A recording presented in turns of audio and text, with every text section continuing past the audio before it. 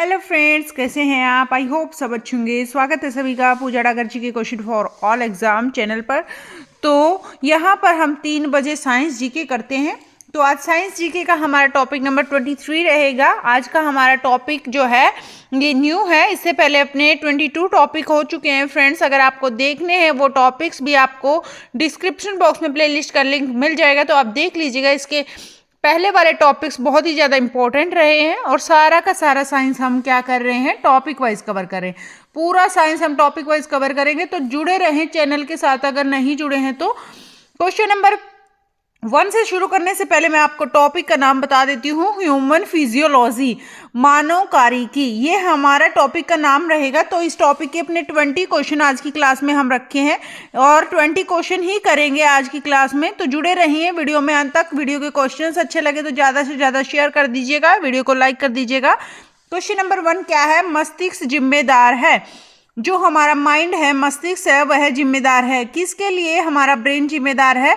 तो यह हृदय गति नियंत्रण के लिए जिम्मेदार है, या फिर सोचने के लिए जिम्मेदार है, या फिर शरीर के संतुलन के लिए, या फिर उपयुक्त तीनों के लिए। तो जो ये हमारा ब्रेन होता है सबसे ज़्यादा इम्पोर्टेंट होता है। तो हमारे शरीर की हर एक प्रतिक्रिया जो है हमारे ब्रेन से ही चलती है। तो इसीलिए हमारा मस्तिष्क जिम्मेदार है हृदय गति नियंत्रण के लिए भी, सोचने के लिए भी, शरीर के संतुलन के लिए भी और उपयुक्त तीनों के लिए। तो यहाँ पर ये तीनों ही इसमें ऐड हो जाएंगे। तो इसका आंसर क्या रहेगा? इसका आंसर हमारा डी रहेगा।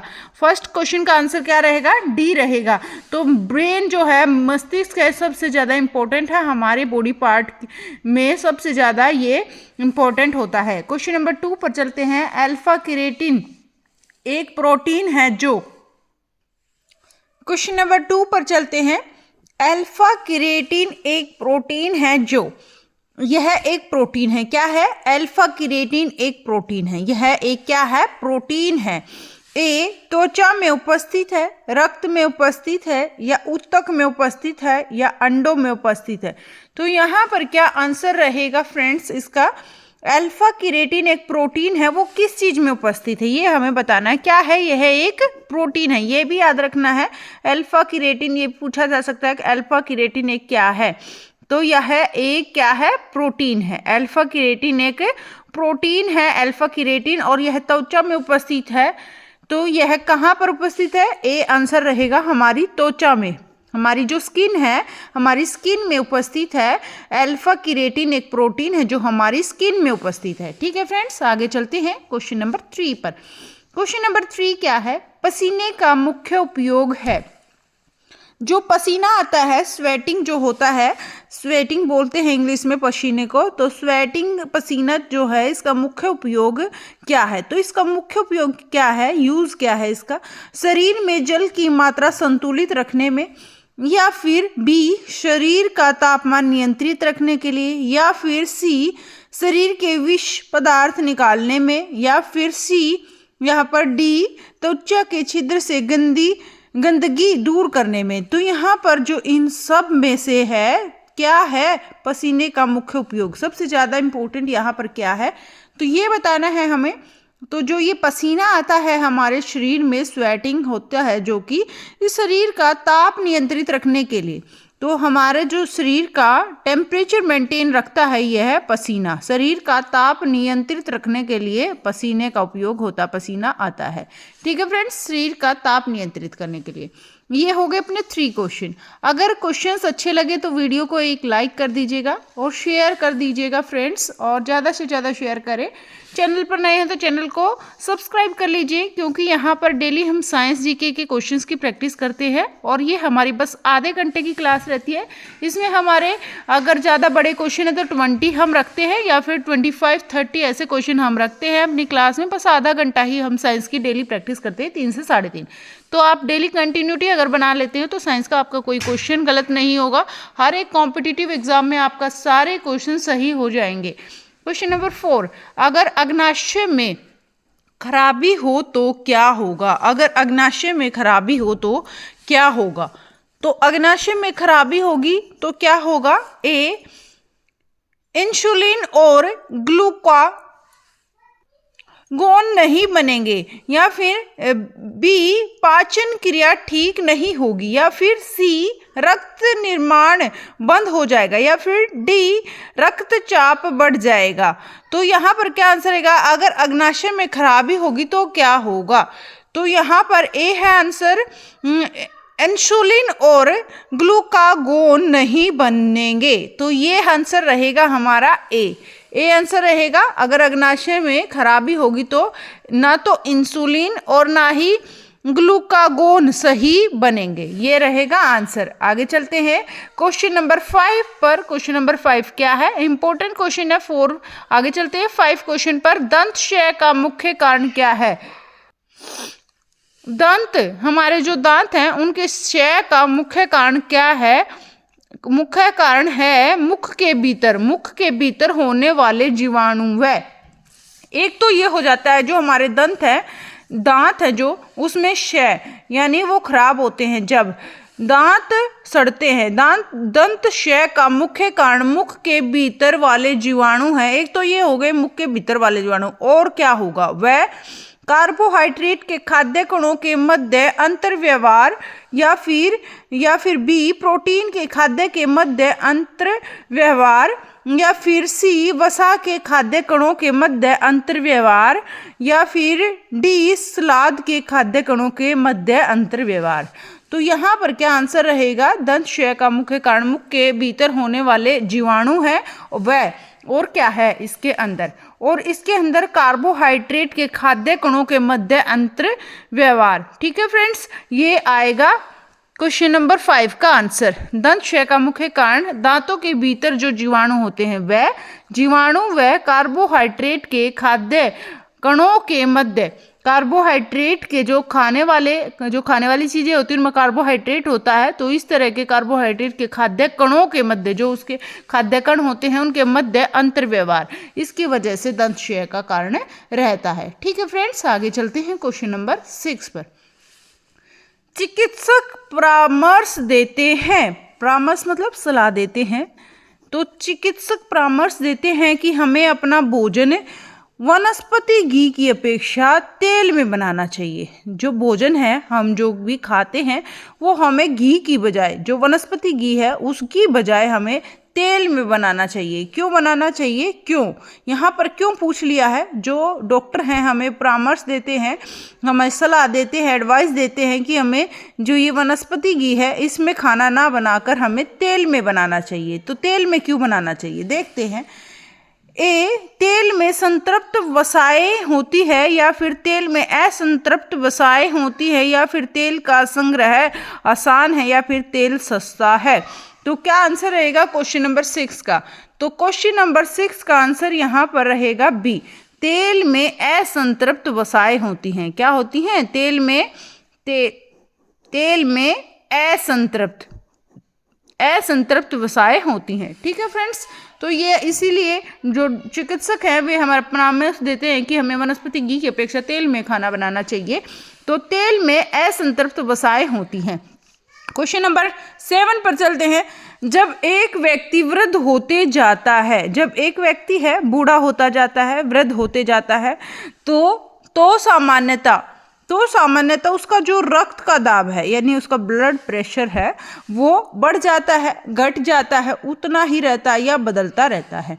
तो जब हमारी जब एज बढ़ती जाती है, व्यक्ति जब वृद्ध होता जाता है, तो जो उसका बीपी है जिसको ब्लड प्रेशर बोलते हैं, तो ब्लड प्रेशर है वो क्या होता है? वो बढ़ जाता है, उम्र के साथ क्या होता है? बढ़ता जाता है। तो ए आंसर रहे। तो एज के साथ जो ब्लड प्रेशर है वो बढ़ता जाता है, ये इसका आंसर रहेगा। 7 क्वेश्चन अपने हो चुके हैं। बहुत ही ज़्यादा इंपॉर्टेंट क्वेश्चन है फ्रेंड्स इस लेसन के, तो अच्छे से इस वीडियो को देखिएगा। बस 20 ही क्वेश्चन आज की क्लास में हमने रखे हैं, ज़्यादा नहीं रखे हैं क्योंकि सारे क्वेश्चंस हैं जो कि लेंथ में तो बड़े हैं बट समझने में इजी रहते हैं। इस तरह के क्वेश्चन अभी एग्जाम में देखने को मिलते हैं, कथन और कारण रिलेटेड और बड़े बड़े क्वेश्चन देखने को मिलते हैं। लेकिन अगर आपका कंसेप्ट क्लियर है या आपने अच्छे से प्रैक्टिस की है तो आपका कोई क्वेश्चन साइंस का नहीं रहेगा, कोई भी क्वेश्चन आपका गलत नहीं होगा। और यहाँ यहाँ तो हम टॉपिक वाइज कर रहे हैं साइंस को, तो साइंस के एक टॉपिक से कम 90-100 क्वेश्चन भी निकल जाते हैं कभी कभी।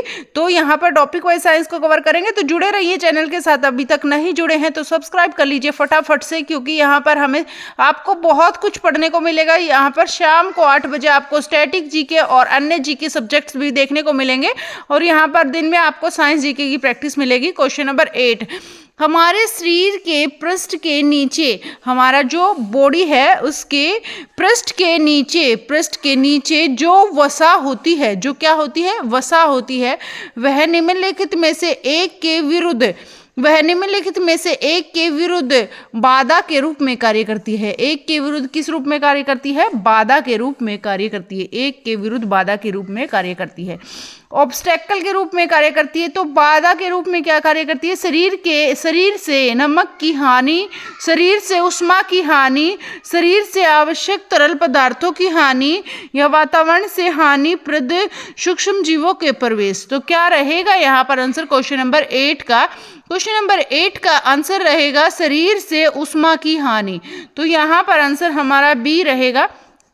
फटाफट से एक बार और देख लेते हैं क्वेश्चन क्या है। हमारे शरीर के पृष्ठ के नीचे जो वसा होती है, हमारा जो शरीर है उसके पृष्ठ के नीचे जो वसा होती है, वह निम्नलिखित में से एक के विरुद्ध बाधा के रूप में कार्य करती है। शरीर से उष्मा की हानि के विरुद्ध बाधा के रूप में कार्य करती है। शरीर से उष्मा की हानि के विरुद्ध बाधा के रूप में यह कार्य करती है। आगे चलती है क्वेश्चन नंबर 9 पर, कथन और कारण। कथन ए क्या है, कथन आर कारण क्या है? इसमें कथन ए है क्या, उदक में है डायबिटीज इंसिपिडस वाले व्यक्ति जो प्राय प्यास लगती है, यानी जिसको डायबिटीज होती है उस व्यक्ति को ज्यादा प्यास लगती है। ये बिल्कुल सही है। जिसको डायबिटीज होती है उसको क्या लगती है? ज्यादा प्यास लगती है। और कारण क्या है? जो डायबिटीज वाला व्यक्ति है, उदक में है वाला व्यक्ति वसोप्रेसिन के अतिशय दाव से ग्रस्त रहता है। ये नहीं आएगा इसमें, तो कारण बिल्कुल गलत है। तो यहाँ पर आंसर रहेगा डायबिटीज, जो व्यक्ति होती है, जिसको डायबिटीज होती है, वह व्यक्ति को ज्यादा प्यास लगती है। ठीक है फ्रेंड्स, तो ये रहेगा इसका आंसर। तो ए और आर दोनों सही है, परंतु आर ए की सही स्पष्टीकरण नहीं है। ए और आर दोनों सही है और आर ए का सही स्पष्टीकरण है, या ए सही है परंतु आर गलत है, ए गलत है परंतु आर सही है। तो यहाँ पर हमारा आंसर क्या रहेगा? यहाँ पर अपना आंसर रहेगा ए सही है परंतु आर गलत है। तो ये हमारा 9th का आंसर रहेगा, ए सही है परंतु आर गलत है। तो सी आंसर रहेगा, ए सही है परंतु आर गलत है। ठीक है फ्रेंड्स, आगे चलते हैं क्वेश्चन नंबर 10 पर। पेट और शरीर के अन्य आंतरिक अंगों के अन्वेषण के लिए प्रयुक्त तकनीक एंडोस्कोपी आधारित है। जो ये एंडोस्कोपी है, इससे जो हमारे जो स्टमक है, इसके स्टमक के अंदर जो भी समस्या होती है उसको एंडोस्कोपी की हेल्प से हम जांच करते हैं। तो पेट और शरीर के अन्य आंतरिक अंग हैं उसको एंडोस्कोपी की हेल्प से हम देखते हैं। अन्वेषण के लिए प्रत्येक प्रयुक्त तकनीकी एंडोस्कोपी आधारित है। किस चीज़ पर आधारित है? जो एंडोस्कोपी है हमारी किस चीज़ पर आधारित है, ये हमें बताना है। तो ए व्यक्तिकरण परिघटना पर, या फिर बी पूर्ण आंतरिक परिवर्तन पर, परिवर्तन यहाँ पर 2 बार लिख दिया, परिवर्तन परिघटना पर, या फिर निवर्तन परिघटना पर, या फिर ध्रुवण परिघटना पर। तो यहाँ पर 10th का क्या आंसर रहेगा? 10th का आंसर रहेगा पूर्ण आंतरिक परिवर्तन परिघटना।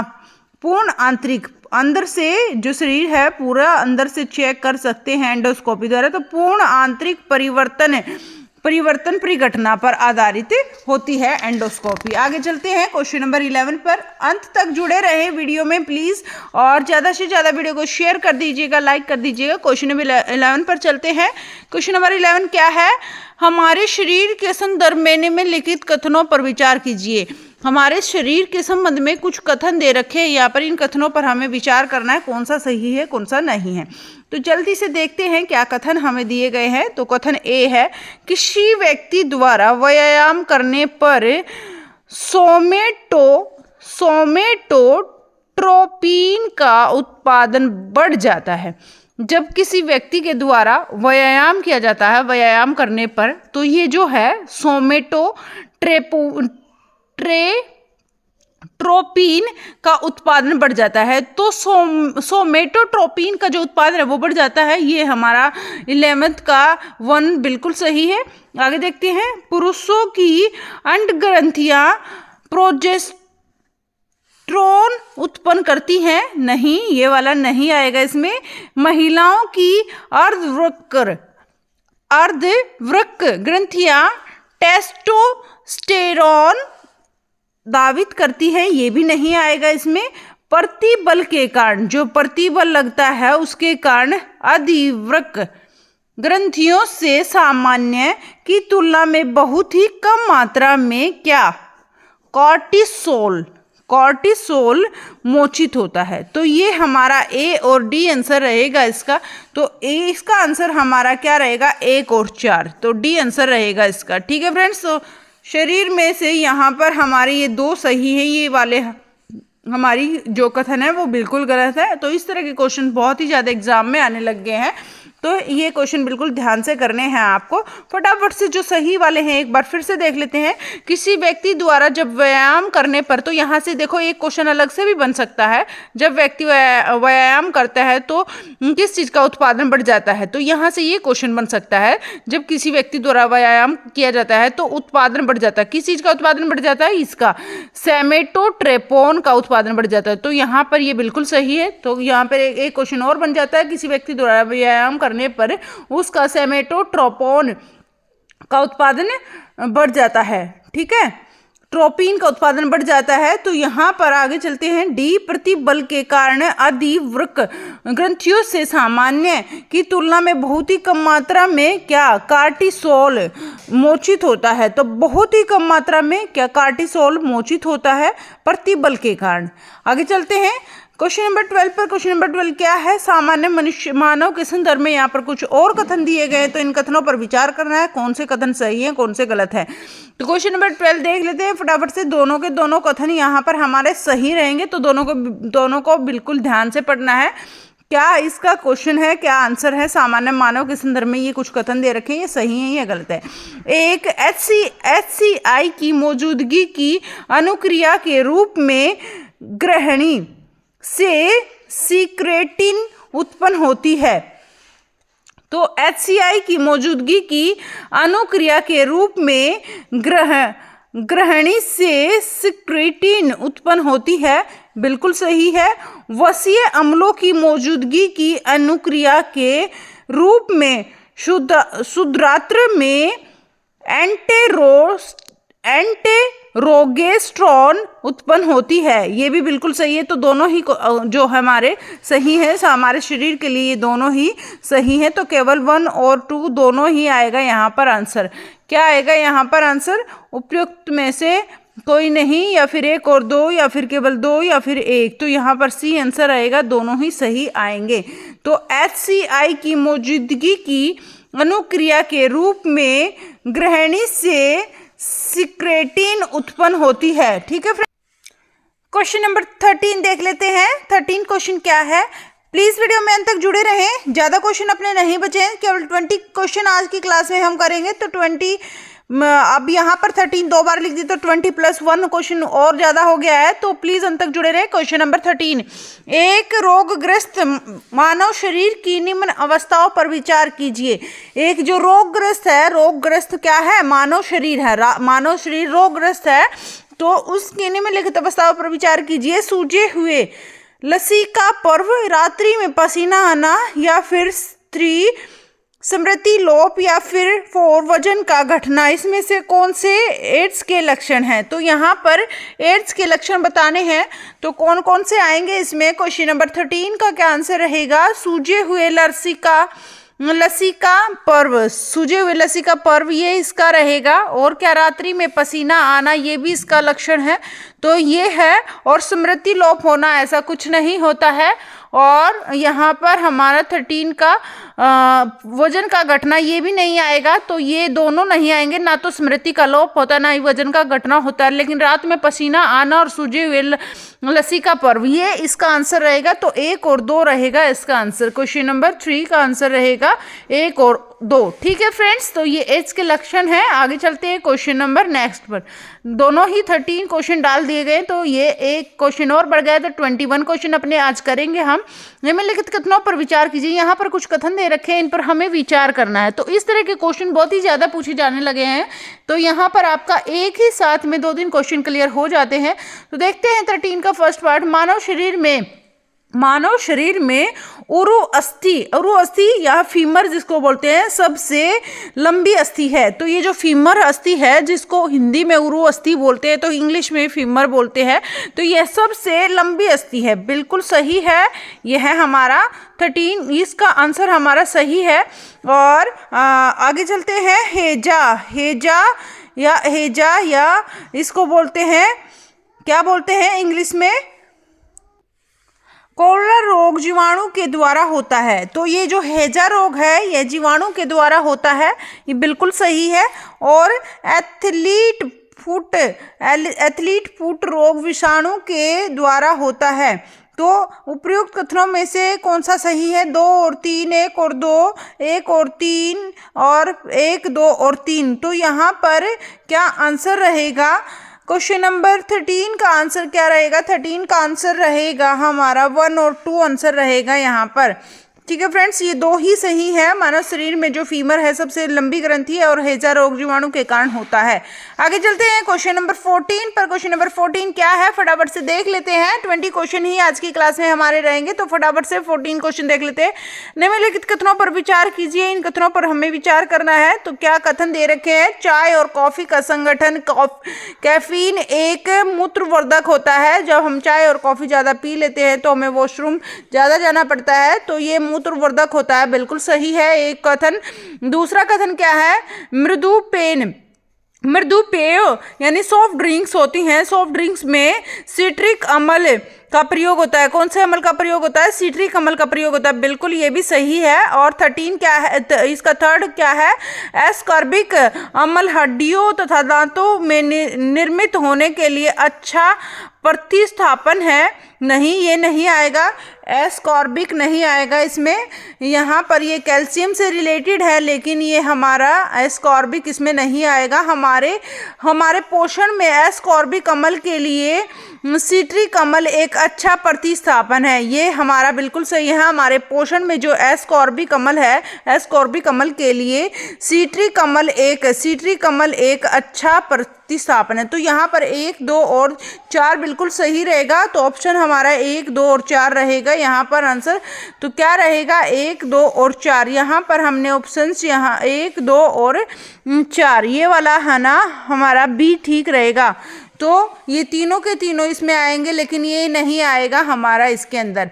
क्वेश्चन नंबर 15 पर चलते हैं। 15 क्वेश्चन क्या है? 15 क्वेश्चन।